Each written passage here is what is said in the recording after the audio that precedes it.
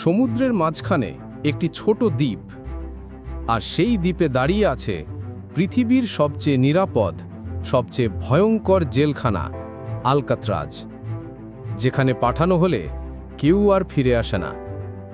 কিন্তু এক রাতে ঘটে এমন এক ঘটনা যা আইন, নিরাপত্তা সবকিছুকে প্রশ্নের সামনে দাঁড় করিয়ে দেয়। কিভাবে পৃথিবীর সবচেয়ে শক্তিশালী এই কারাগার থেকে একজন বন্দী হাওয়ার মতো উধাও হয়ে গেল? কেউ কে তাকে সাহায্য করেছে, নাকি আলকাত্রাজের ভেতর লুকিয়ে আছে এমন গোপন রহস্য যা আজ পর্যন্ত কেউ জানতে পারেনি? চলুন আজ আমরা ডুব দিই সেই রহস্যের অন্ধকারে। গল্পের শুরুতে আমরা মরিস নামে এক ধূর্ত চোরকে দেখতে পাই, যে ব্যাংক ডাকাতির মামলায় পুলিশের হাতে ধরা পড়ে এবং যাবজ্জীবন কারাদণ্ডের জন্য বিশ্বের সবচেয়ে নিরাপদ কারাগার কাটানো হয়। তার কারাদণ্ডের জন্য আলকাত্রাজে নিয়ে যাওয়া হচ্ছে। আলকাত্রাজ হলো সমুদ্রের মাঝখানে একটি ছোট দ্বীপে নির্মিত একটি কারাগার। এই জেল এতটাই সুরক্ষিত যে যদি কোনো বন্দী কারাগার ভেঙে পালিয়ে যায় তবুও সে পালাতে পারে না, কারণ জল তার পথ আটকে দেবে। তাই এই কারাগারটিকে বিশ্বের সবচেয়ে নিরাপদ কারাগার হিসেবে বিবেচনা করা হতো। এখানে কেবল বিশ্বের শীর্ষ অপরাধীদের রাখা হতো। তবে শীঘ্রই এই কারাগারের সুনাম ক্ষুণ্ণ হওয়ার কথা ছিল। এখন ফ্র্যাঙ্ক মরিস নামে একজন কুখ্যাত চোর এই কারাগারে প্রবেশ করেছিল। সেই আগেও অনেকবার জেল ভেঙে পালিয়ে গিয়েছিল।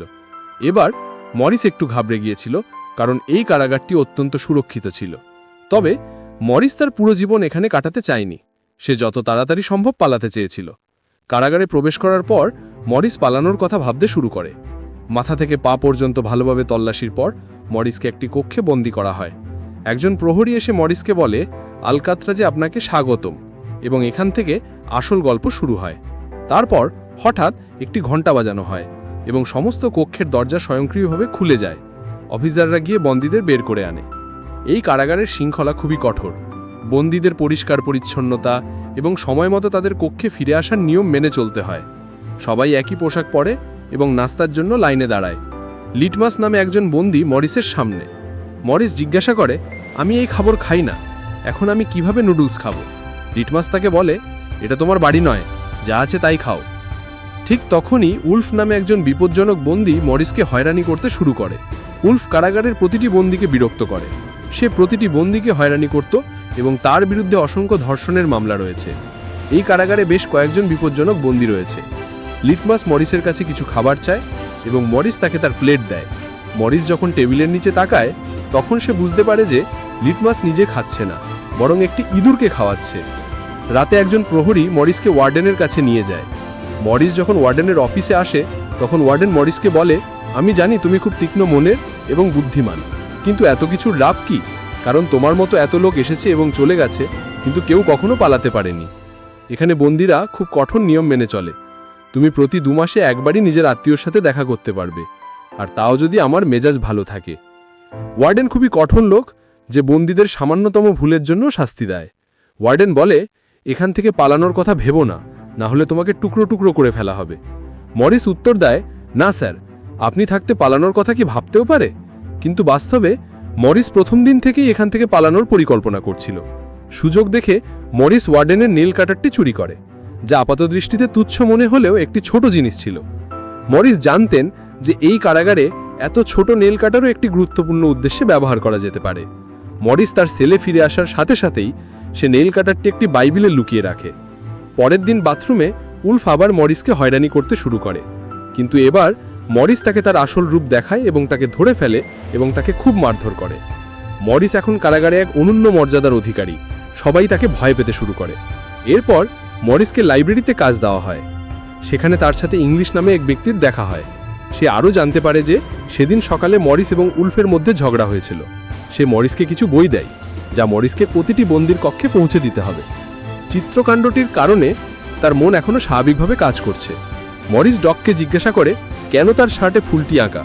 ডগ বলে, এটা আমার সুখ, যা কেবল চিত্রকাণ্ডে আছে, আমার হৃদয়ে নয়। মরিস তার ডান দিকে তাকিয়ে তার উপরে ইংলিশকে দেখতে পায়। মরিস ইংলিশের দিকে এগিয়ে গেলে তার শিষ্যরা তাকে থামায়। ইংলিশ ইশারা করে, সে আমাদের লোক, তাকে আসতে দাও। মরিস তার কাছে আসে এবং সাথে সাথে তার মনের কথাগুলো বলে। মরিস বলে, তুমি আমাকে এখান থেকে পালাতে সাহায্য করবে। এই কথা শুনে ইংলিশ হেসে ওঠে, দেখো ছেলে, এটা শুধু একটি কারাগার নয়, এটা আমাদের সকলের কবর। আমরা যদি এখান থেকে বেরোতে যাই তাহলে আমাদের প্রথমে মরতে হবে, তবেই আমাদের মৃতদেহ কবরস্থানে পৌঁছাবে। ধরা যাক তুমি এই বিশাল দেওয়াল বেয়ে উঠে গেলে, সকল গার্ডকে ফাঁকি দিয়ে বেরিয়ে গেলে, আর যদি কোনো জাদুকরী শক্তির মাধ্যমে তুমি কারাগার থেকে বেরিয়ে আসো, তবুও তুমি পালাতে পারবে না, কারণ সমুদ্র তোমার সামনে পথ আটকে দেবে। তাই সময় নষ্ট না করে চুপচাপ তোমার সাজা ভোগ করো। পরের দিন মরিস লিটমাসকে পালানোর উপায় জিজ্ঞাসা করে। লিটমাস বলে, ও এটা তো খুব সহজ, প্রতিটি কক্ষে একটি বায়ু চলাচলের পথ থাকে, তুমি এর মধ্য দিয়ে চতুর্থ কক্ষে পৌঁছাতে পারো, তুমি হয়তো সেখান থেকে পালাতে পারবে। মরিসের কথাই শুনে হাসি এসে চলে যায়। তারপর ডক মরিসকে সতর্ক করে দেয় যে উলফ তোমার দিকে আসছে। ঠিক তখনই উলফ মরিসকে ছুরি দিয়ে আক্রমণ করতে আসে।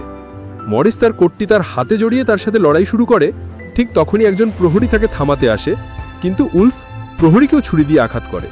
পরিস্থিতি আরও খারাপ হয় এবং ওয়াচ টাওয়ারের প্রহরী গুলি চালাতে শুরু করলে মরিস এবং উলফ লড়াই বন্ধ করে। ওয়াচ টাওয়ারে একজন প্রহরী আছে তা না জেনেই মরিস কারাগারের সবকিছু লক্ষ্য করতে শুরু করে। রক্ষীরা মরিস এবং উলফকে বি ব্লকে নিয়ে যায়, যেখানে বন্দীদের অন্ধকারে রাখা হয় এবং রাতভর নির্যাতন করা হয়। এই সেলে কোনো বন্দী যেতে চাইতো না। যাওয়ার আগে উলফ মরিসকে হুমকি দিয়ে বলে, বাবা, তুমি আমার হাতে মারা যাবে। সেই রাতে মরিস বিভিন্ন ধরনের নির্যাতন সহ্য করে, তাকে খুব খারাপ অবস্থায় ফেলে দেয়। এই অন্ধকার সেলে 2 সপ্তাহ থাকার পর তাকে তার সেলে ফিরিয়ে আনা হয়, যেখানে তার পোষা ইঁদুর মরিসকে একটি চিরকুট পাঠায়, যাতে লেখা ছিল, আবার স্বাগতম মরিস। একদিন চার্লি নামে একজন নতুন বন্দী এসে এবং মরিসের পাশের সেলে রাখা হয়। মরিস এবং চার্লি দ্রুত বন্ধু হয়ে যায়। মরিস তারপর তাকে তার অন্যান্য বন্ধুদের সাথে পরিচয় করিয়ে দেয়। একই সময় ওয়ার্ডেন কাউকে না জানিয়ে প্রতিটি বন্দির সেলে পরীক্ষা করে। সেলে ডোয়াকের তৈরি অনেক ছবি আছে। ওয়ার্ডেন অবাক হয় যে তার ছবিগুলো দিন দিন বাড়ছে। ওয়ার্ডেন দেখে হাসে, কিন্তু কোনো এক অজানা কারণে পরের দিন ওয়ার্ডেন গার্ডদের ইর্দিক দেয় ডোয়াকের সেলের সমস্ত ছবি ছুঁড়ে ফেলতে বলে। ওয়ার্ডেনের এই সিদ্ধান্ত ডোয়াকে পুরোপুরি ধ্বংস করে দেয়, কারণ ডোয়াক কেবল তার ছবিগুলোর জন্যই বেঁচে ছিল। সে তার প্রতিটি ছবিকে ভালোবাসত, কারণ এখানে তার একটাই সুখ ছিল, আর সেটাও তার কাছ থেকে কেড়ে নেওয়া হয়েছিল। মরিস তাকে বোঝানোর চেষ্টা করে যে ঠিক আছে, এটা শুধু একটি ছবি ছিল, সে আরও বানাতে পারবে, কিন্তু ডোয়াক এই ধাক্কা থেকে সেরে উঠতে পারে না। পরের দিন তাকে দেখে মরিস গার্ডকে বলে তার উপর নজর রাখতে। গার্ড তখন মরিসকে তার নিজের কাজে মন দিতে বলে। ডোয়াককেও মরিসের সাথে কাঠমিস্ত্রির কাজ করার জন্য নিযুক্ত করা হয়। তৎক্ষণাৎ ডোয়াক গোপনে মরিসের পকেটে কিছু রাখে। তারপর একজন গার্ডকে ডেকে তাকে কাঠমিস্ত্রির দোকানে নিয়ে যায়। সে তাকে দেওয়া কুঠার দিয়ে তার 3টি আঙুল কেটে ফেলে এবং বলে যে আঙুল দিয়ে আমি ছবি আঁকতে পারি না, আমার সেই আঙুলের দরকার নেই। এই কথা বলে সে চিৎকার করতে শুরু করে। তারপর রক্ষীরা তাকে ধরে নিয়ে যায়। মরিস দেখতে পায় যে ডোক তার কোটের সেই ফুলটিই রেখেছে যা দিয়ে সে তার ছবি আঁকছিল। হয়তো সে মরিসকে বলতে চায় যে এই লোকেরা আমার সুখ কেড়ে নিয়েছে। মরিস ডোকের কাটা আঙুলগুলো তুলে একটি বাক্সে রাখে এবং রক্ষীর দিকে তাকিয়ে বলে, যাও, তোমার ওয়ার্ডেনকে দিয়ে দাও, সে এটা দেখে খুব খুশি হবে। পরের দিন মরিস তার সেলে বসে আছে, যখন সে জেলের ভেতরে একটি তেলাপোকা ঢুকতে দেখে। পরের দিন মরিস তার ডেস্কে ফিরে আসে এবং 2 ভাই জন এবং ক্ল্যারেন্সের সাথে দেখা করে, যারা তার সাথে এমনভাবে কথা বলে যেন তারা তাকে ইতিমধ্যেই চেনে। জন এবং ক্ল্যারেন্স আসলে অন্য কারাগারে মরিসের দলের অংশ ছিল। জেল থেকে পালানো জনের কাছে সহজ মনে হয়েছিল, কারণ উভয় ভাই মরিসের মতোই তীক্ষ্ণ বুদ্ধির ছিল। তারা 3 জনেই তাদের পালানোর পরিকল্পনা করতে শুরু করে। বিকেলে চার্লির বান্ধবী তার সাথে দেখা করতে আসে। এদিকে ইংলিশের মেয়ে তার সাথে দেখা করতে আসে। ইংলিশ তার মেয়েকে দেখে তার চোখে জল এসে গেল, কারণ তার অনুপস্থিতিতে তার মেয়ে অনেক বড় হয়ে গেছে। ইংলিশ তার মেয়ের শৈশব দেখে খুব দুঃখিত ছিল। এদিকে চার্লির স্ত্রী তাকে বলে যে তার মা খুব অসুস্থ এবং ডাক্তার বলেছেন যে তিনি 1 বা 2 মাসের বেশি বাঁচবেন না। এই কথা শুনে চার্লিও আলকাট্রাজ থেকে পালানোর কথা ভাবতে শুরু করে। ঠিক তখনই একজন প্রহরী তার সাথে কথা বলতে আসে। চার্লি এখন খুব বিরক্ত। সেই রাতে সে মরিসকে বলে যে যদি তুমি পালানোর পরিকল্পনা করো তাহলে আমাকেও সাথে নাও। পরের দিন মরিস, চার্লি, জন এবং ক্ল্যারেন্সের দেখা হয় এবং মরিস তাদের বলে যে প্রতিটি কক্ষের বাতাস চলাচলের পথ ওপরের তলায় খোলে। দ্বিতীয়ত, এই জায়গাটি লবণাক্ত জলের সমুদ্রের মাঝখানে, যা দেয়ালগুলিকে দুর্বল করে দিয়েছে। আমার কাছে একটি কাটার যন্ত্র আছে এবং আমি ইতিমধ্যেই খনন শুরু করেছি। যদি আমি ধীরে ধীরে খনন করি এবং মেঝেতে একটি ছোট সুড়ঙ্গ তৈরি করি, তাহলে এই জায়গাটি পরিদর্শন করার পরে আমরা জানতে পারবো কিভাবে পালাতে হবে। যদি গার্ডরা জানতে পারে যে তুমি তোমার কক্ষে নেই, তাহলে কি রক্ষীরা তোমাকে সন্দেহ করবে না? ক্ল্যারেন্স তাকে বলে, আমার এখানে একজন নাপিত আছে যে বন্দীদের চুল কেটে দেয়। সে আমাদের চুল সরবরাহ করতে পারে। আমরা তা ব্যবহার করে একটি ডামি মাথা তৈরি করে বিছানায় শুয়ে দিতে পারি। তারপর তুমি কিছু র্যাকেট চুরি করে আমাকে দাও। আমরা সমুদ্র পার হওয়ার জন্য একটি টিউব বোট এবং লাইফ জ্যাকেট জোগাড় করতে পারি। চার্লি বলে, ভাই আমাকেও কিছু কাজ দাও, আমিও করব, আমি তোমাদের সাহায্য করতে চাই। মরিস চার্লিকে বলে, আমি যখন ভেন্টিলেশন গ্রিলের মধ্যে খনন করব তখন তুমি পাহারা দিও, যাতে প্রহরী আমাদের দেখতে না পায়, আর তুমি যখন খনন করো তখন আমি পাহারা দেব। মরিসের পরিকল্পনা সবাই পছন্দ করে এবং তারা সেই রাতেই কাজ শুরু করে। যাই হোক, দেওয়াল খনন করার জন্য ব্যবহৃত কাটারটি খুব ছোট ছিল, যার ফলে মরিসকে এটি চালাতে প্রচুর শক্তি ব্যবহার করতে হয়েছিল। মরিসের খনন করতে কষ্ট হচ্ছিল। পরের দিন খাবারের টেবিলে সে তার বন্ধুদের বলে, খনন করার জন্য আমার আরও বড় হাতিয়ার দরকার। নেল কাটার দিয়ে দেওয়াল খোঁড়া খুব কঠিন। হাতে থাকা চামচটি দেখে মরিস একটা বুদ্ধি পান।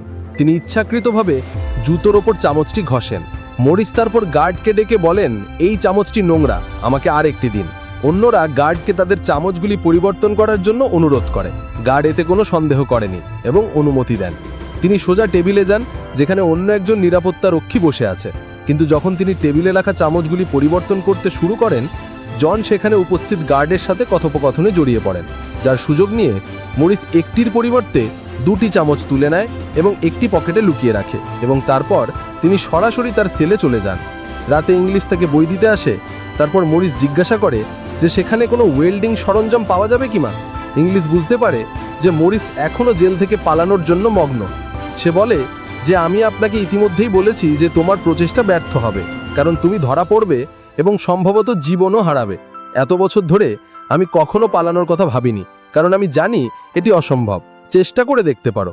কিন্তু মরিস তার সতর্কবাণীতে পাত্তা দেয় না। পরের দিন সে লিটমাসের কাছে একটি ম্যাচবক্স চায় এবং বলে যে যদি তুমি আমাকে সাহায্য করো তাহলে আমি তোমার ইঁদুরকে প্রতিদিন আমার ভাগের খাবার দেব।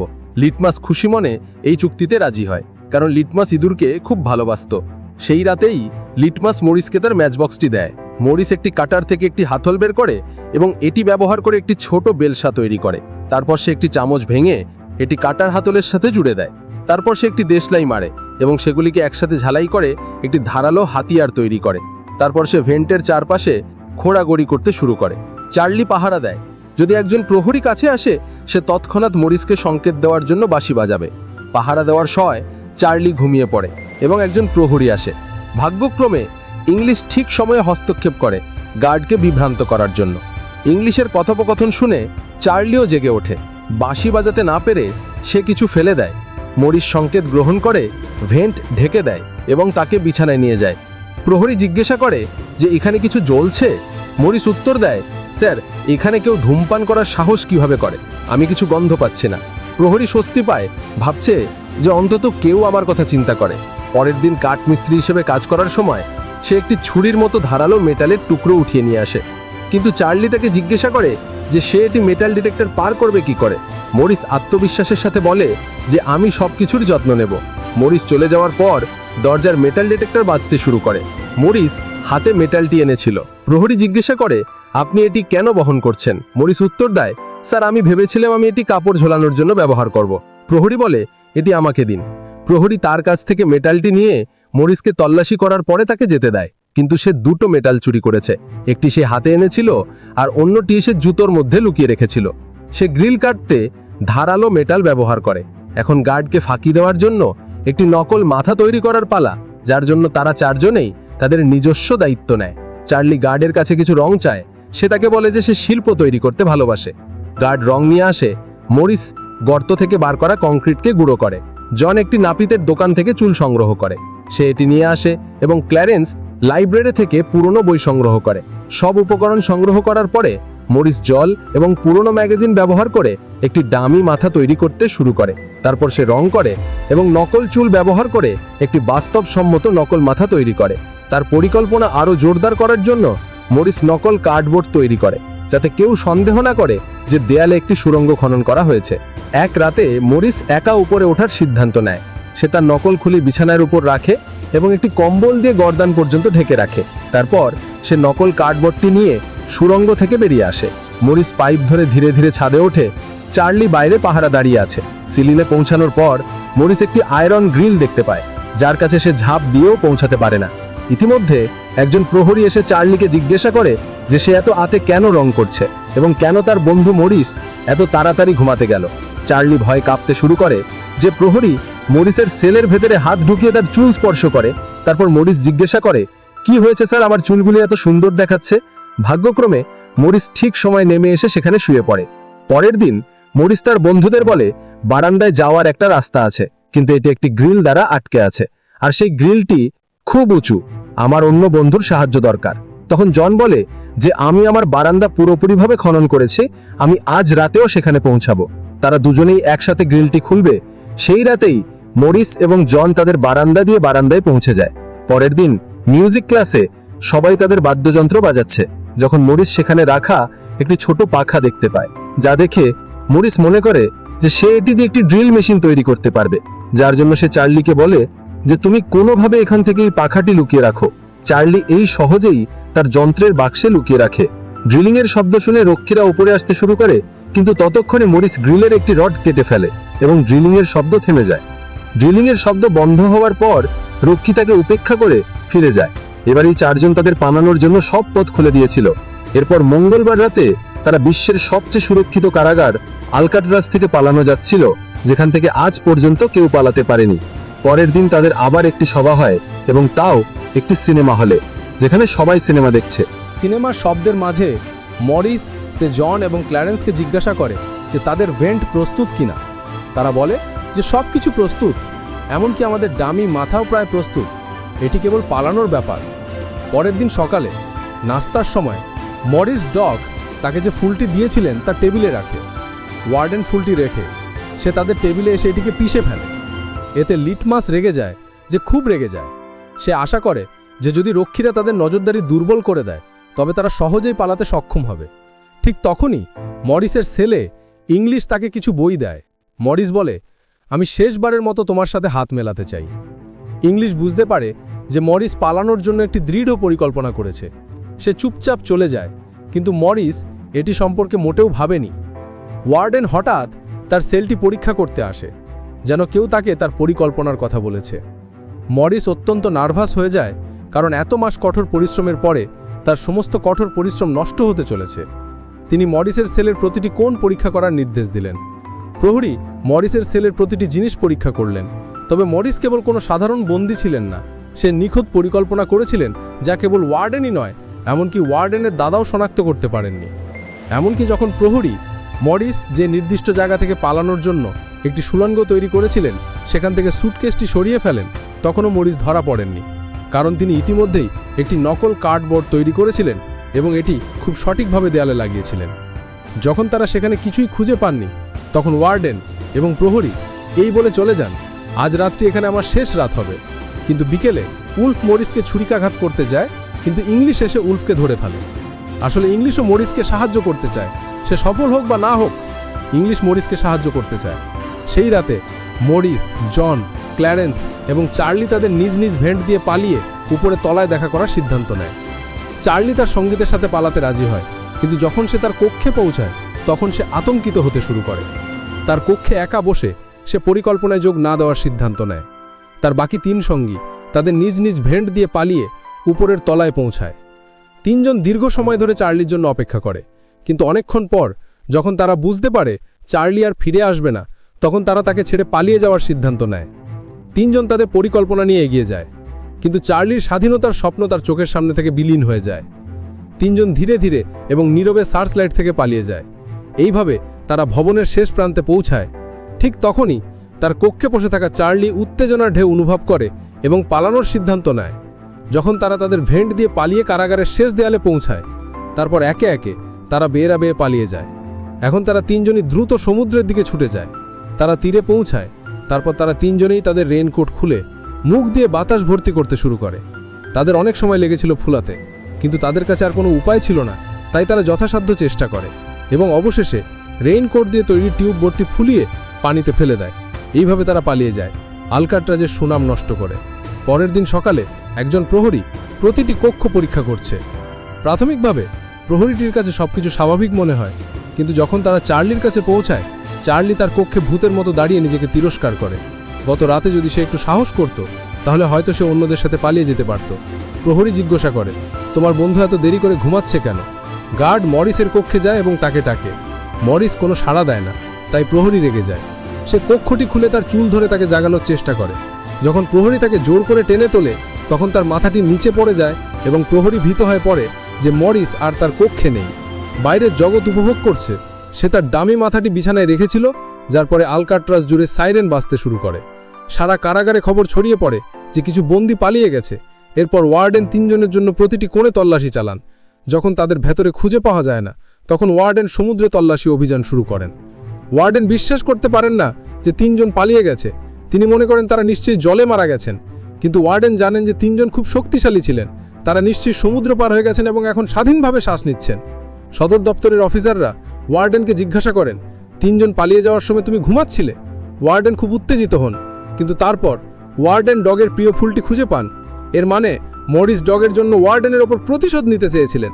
তারপর সার্চ দল এসে পুলিশ স্টেশনের প্রধান বলেন যে সর্বত্র তল্লাশি করা হয়েছে, কিন্তু তাদের মৃতদেহ পাওয়া যায়নি। এখন ওয়ার্ডেন তার পথে। নিজের চাকরি এবং নিজের ভাবমূর্তি বাঁচাতে সে তাকে তার কথা মতো রিপোর্ট লিখতে বলে। তার লেখা উচিত যে তারা 3 জনেই পালানোর চেষ্টা করেছিল, কিন্তু পানিতে ডুবে মারা গিয়েছিল। কিন্তু কেউ ওয়ালটনের কথা বিশ্বাস করত না, যার পরে মরিস আলকাট্রাজ জেল ভাঙার জন্য সারা বিশ্বে একজন প্রতিভা হিসেবে বিখ্যাত হয়ে ওঠেন। এই ঘটনার 1 বছর পর আলকাট্রাজ জেল বন্ধ করে দেওয়া হয়, কারণ এখন কেউ এখান থেকে পালাতে পারবে না এমন কোনো গ্যারান্টি ছিল না। সত্য ঘটনার উপর নির্মিত এই ছবিটি এইভাবেই শেষ হয়।